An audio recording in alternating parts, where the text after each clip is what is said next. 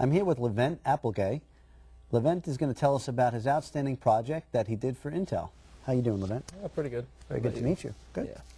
So why don't you tell me a little bit about what you've got going on here? So we developed over at Yale an algorithmic vessel detection method for MRIs. So essentially doctors take MRIs to try to detect diseases, irregularities, etc.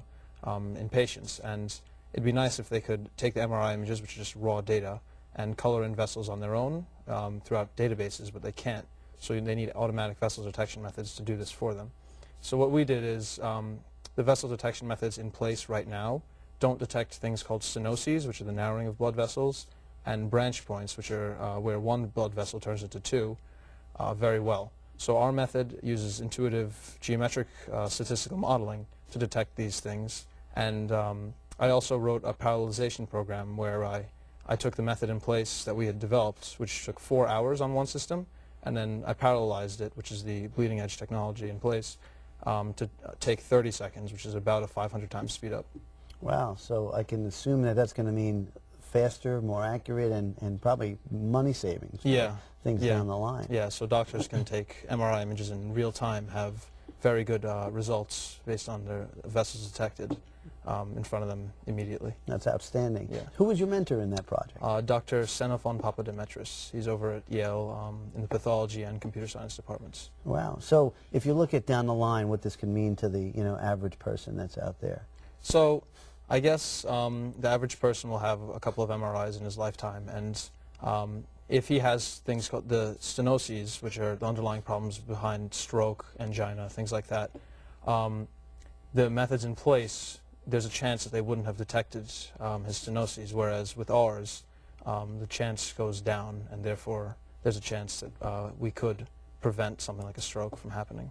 Any opportunity for getting one of those MRIs in your home, you think, eventually? Well, I guess they cost a lot of money to get an MRI machine, but, maybe. Who knows? That's good. Well, listen, we appreciate your time here. We have a little gift. Excuse me, sorry to bend down. No worries.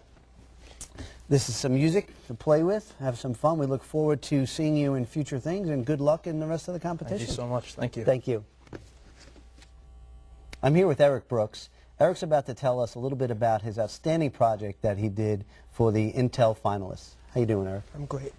Now, I studied the transition from indolent to metastatic prostate cancer. Prostate cancer is the most commonly diagnosed cancer in men and the second most common cause of cancer-related death. Now, usually when prostate cancer is in the indolent phase or the initial phase, it's non-severe. The problem is when it metastasizes and goes into the severe phase, when it could be lethal. Ideally, we would treat prostate cancer patients by identifying in advance those that are going to remain indolent and those that are going to be on this metastatic pathway. And we would treat, of course, the ones on the metastatic pathway because treatments are uncomfortable, so we don't want to apply treatment when it's not necessary. The problem is that right now there are no good predictors to know which path a particular patient is going to be on. Therefore, what my research attempted to do was find the genetic factors that underlie this transition, and perhaps now that I've elucidated these genetic factors, we will be able to come up with a genetic predictor that we can administer to patients with indolent disease in order to find out, are they going to remain indolent for many decades, which is often the case, or are they going to metastasize, in which case we probably need to take out the prostate right away. Wow, that's an outstanding area to look at. And if you think about what it could mean not only for the men that this affects, but also for reducing costs from the insurance companies, knowing ahead of time of what processes they have to do and prepare for, this could be really a great impact that's out there. How soon do you think before we're really able to look at these predictors? Is it a year, 5 years, 10 years?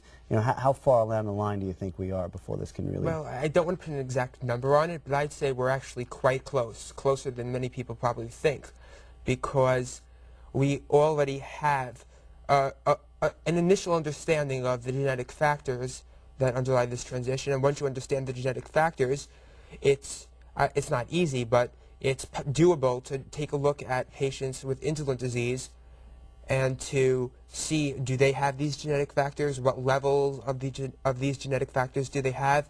And from there, we can make predictors.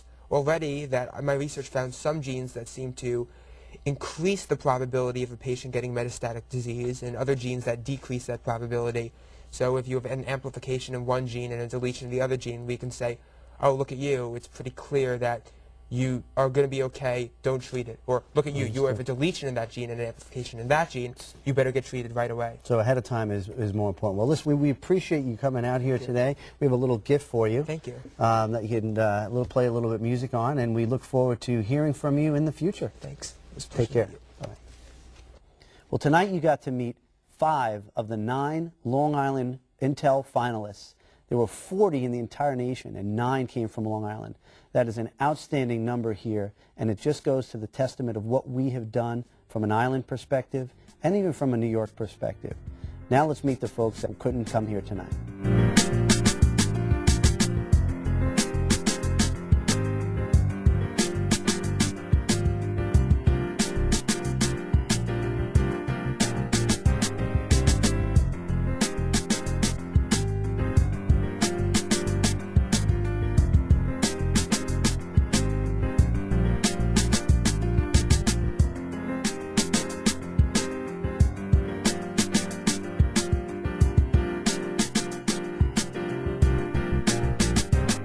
We'd like to thank everybody here tonight who's out supporting a lot of the brain power from Long Island and New York that we have. So guys, what do you think about today? Outstanding!